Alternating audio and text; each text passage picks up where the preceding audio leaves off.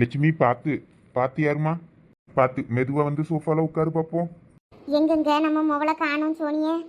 அவளுக்கு நான் ஆஸ்பத்திரியில இருந்து கிளம்பும் போது போன் அடிச்சேன். கிளம்பிட்டோம் ஆஸ்பத்திரியில இருந்துன்னு. அவ ஏதாவது சோறு கறி ஆக்கிட்டு அடப்பாலா இருக்கும். உனக்கு 2 இட்லி மட்டும் வச்சு வையின்னே. ஏங்க அவளை போட்டு இட்லிலாம் வைக்க சொன்னியே? நான் தாங்க சாப்பிட்டேன்ல. சாப்பிட்டதையும் தான் ஒரு மாதிரி இருக்குன்னு வாந்தி பண்ணிட்டியே. அதான் சரி, வேற வயிற்றுக்குள்ள ஒன்றும் கிடக்காத. அதான் அவளை 2 இட்லி மட்டும் சுட்டு வைமா, அம்மா வாரோம் அப்படின்னு சொல்லி சொன்னேன். அது கொஞ்சம் மாத்திரை சாப்பிட்டுட்டே இருக்கேன் பத்தியில. அது வாய்க்கு ஒரு மாதிரி இருந்துச்சா, திடீர்னு என்னமோ தெரியல ஓட்டிருச்சு. எனக்கே இந்த ஆஸ்பத்திரி வாடையே பிடிக்காது. வேற வழி இல்லாம தான் கிடந்தேன். அதுக்கு அது கடைசியில் வாந்தி எடுக்க வச்சுட்டு. இரு, சோனிட்ட சுடு தண்ணி ஏதாவது கேட்கட்டுமா? கொஞ்சம் குடிக்கிறியா? இல்லைங்க அதெல்லாம் ஒன்றும் வேண்டாம். பிள்ளைய கூப்பிடுங்க. பிள்ளைய காணாம இல்லை உட்கார்ந்துருக்கோமா நாமளும். எம்மா சோனி, சோனி. சோறு பொங்கியாச்சு, குழம்பு வச்சாச்சு, அப்பளமும் பொரிச்சாச்சு. அம்மா வந்த உடனே அவளுக்கு சோறு கொடுத்துட வேண்டியதுதான். எம்மா சோனி, சோனி. இந்த வாரேன்ப்பா. ஐ அம்மா வந்துட்ட போல. எம்மா எப்போ வந்தியே? நாங்க வந்து ஒரு 2 நிமிஷம் போல இருக்கோம். பரவாயில்லையே, சீக்கிரமா வந்துட்டியல. நான் கூட இன்னும் லேட் ஆகுமோன்னு நினைச்சிட்டேன்.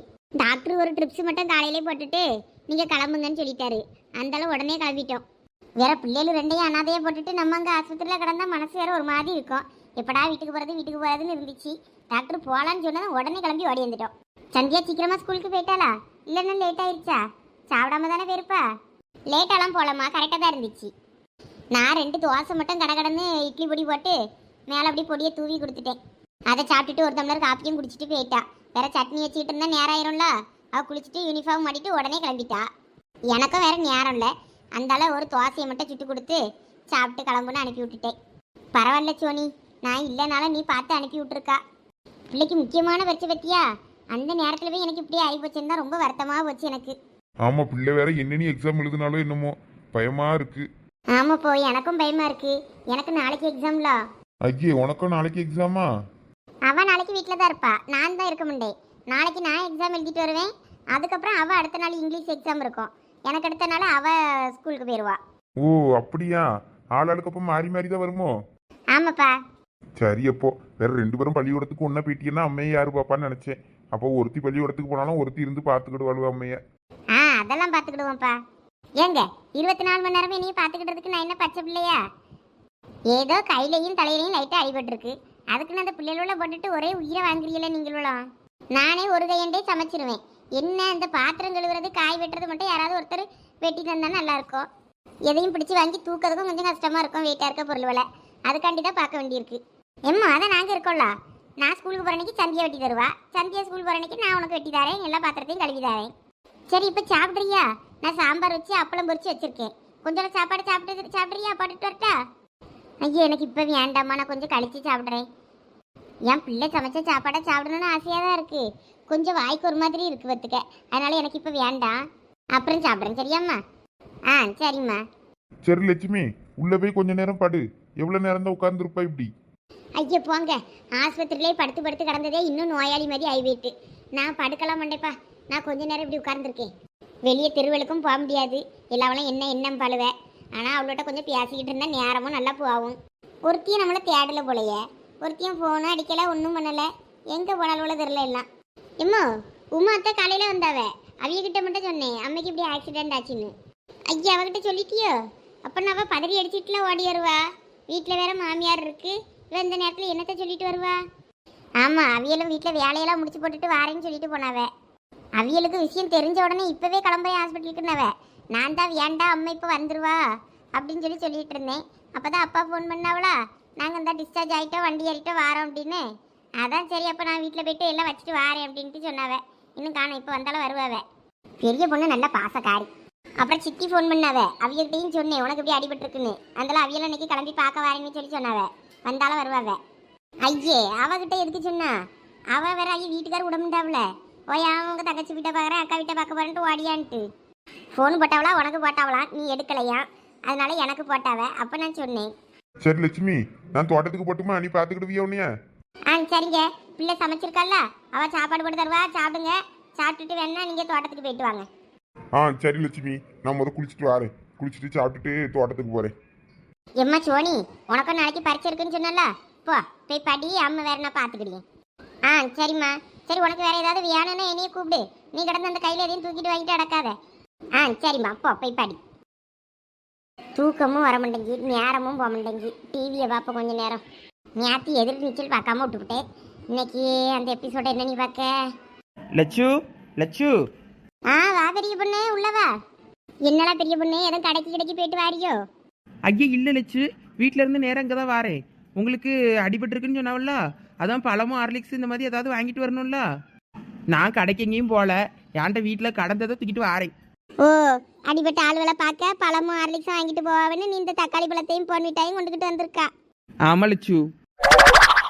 இந்தாங்க லட்சு, இந்த பழத்தை நீங்கள் சமைச்சு சாப்பிடலாம், சும்மா கடிச்சு சாப்பிடலாம், எப்படி வேணாலும் சாப்பிடலாம். இதுவும் கொஞ்சம் ஆப்பிள் மாதிரி தான், கொஞ்சம் புளிச்சு கிடக்கும். இதை சாப்பிடுங்க.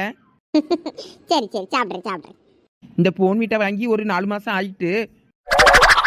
இந்த போன் வீட்டாவை எங்கள் மாமியார் ஒரு தினமும் ஒரு அரை ஸ்பூனு போட்டு குடிக்க முத்துக்கிடுங்க. குடிச்சிட்டு மீதி இருக்குது, இதை நீங்கள் போட்டு குடிங்க இனிமே. இதை என் மாமியாருக்கு தெரியாம தான் ஆட்டையை போட்டுட்டு வந்தேன். அதனால நீங்கள் இனிமேல் குடிங்க, என் மாமியார் வந்து கேட்காது. பயப்படாமல் வச்சு குடிங்க, சரியா? சரி பெரிய பொண்ணு. போடே எட்டி உமா, என்ன ரொம்ப சந்தோஷமா இருக்க?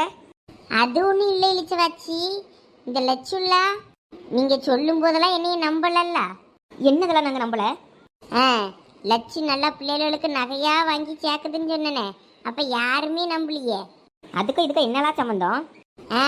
இப்ப லட்சுக்கு எதனால அடிபட்டுச்சு எனக்கு தெரியாம அது நகை எடுக்க போயிருக்கு. நான் அது கடைக்கு போகும்போது அது எதுக்க தான் வாரேன். வரும்போது கேட்க, லட்சுமி அக்கோ எங்க போறியன்னு. அது சொல்லாம கொள்ளாம அந்த அண்ணனை வண்டி எடுங்கன்னு சொல்லிக்கிட்டு பறந்துச்சு. அது எனக்கு தெரியக்கூடாது, சொல்லக்கூடாதுன்னு தானே நினைச்சிருக்குது. இப்ப பாரு, மண்டைய கையன்னு உடச்சிட்டு வந்து பாடையில கிடக்கு. அதுக்கு தான் இந்த மாலை. ஏட்டி, அப்ப இது வரவேற்புக்கு வாங்கின மாலை இல்லையா?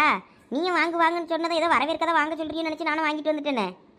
இதுவும் ஒரு புதுவிதமான வரவேற்பு தான். வாயிலிச்சு வச்சு போலாம். கிறுக்கி, இந்த கிறுக்கியை நம்பி நம்ம வேற மாலையை வாங்கிட்டு வந்துட்டோம். லட்சு வேற என்ன நினைக்க போதோ தெரியலையே. பாத்தீங்களா லட்சு, அவன் எப்படி பேசியான்னு? பரவாயில்ல, இப்பயாவது அவன் பேசியானே. இவ்வளவு நாளும் ஊமை மாதிரி தான் இருந்தான். அது சரிதான். இந்தாங்க வாயை காட்டுங்க.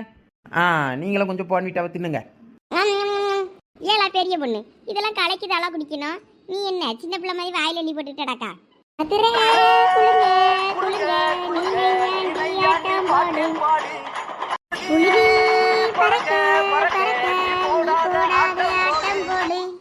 இந்த மண்ணு மணக்குற மல்லிகைப்பூ இந்த மனச எடுத்து சொல்லும். இங்க நின்னு ரசிக்கிற ஊரு சன்னம் இந்த தேர இழுத்து செல்லும். இந்த வாங்கிக்க. என்ன பெரிய பொண்ணு இது? பார்த்தா தெரியல, தக்காளி பழம். என்ன உமா, ஆட்டெல்லாம் பலமா இருக்கு. நீங்க ஹாஸ்பிட்டல் போயிட்டு வந்திருக்கீல்ல, அதான்.